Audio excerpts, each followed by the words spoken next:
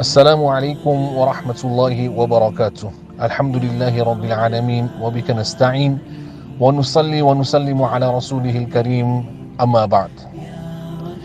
Antu amakonda muntu ochita zabwino ndipo amadana naye akakhala olimbikisa ena kuchita zabwino. Uwapeza amawakonda anthu abwino ndipo amadana ndi anthu olimbikisa zabwino.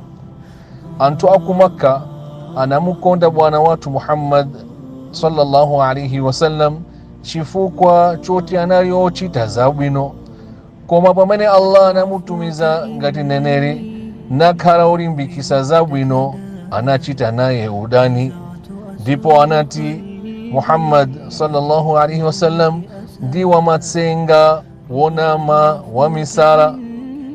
Chifukwa chake ndichoti munthu olimbikisa zabwino amaphwasula zokonda ndi zofuna zawo ndi chimwala. Anthu amaphunziro anati olimbikisa zabwino mozi ndi okondedwa zedi ndi Allah subhanahu wa ta'ala kuposa ochita zabwino chikwi.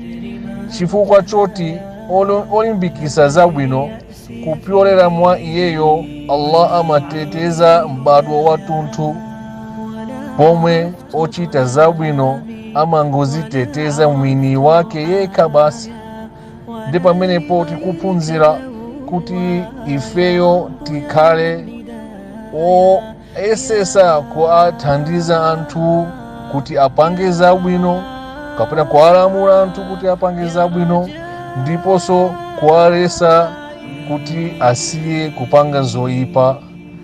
Wa hadha, assalamu alaikum wa rahmatullahi wa barakatuh.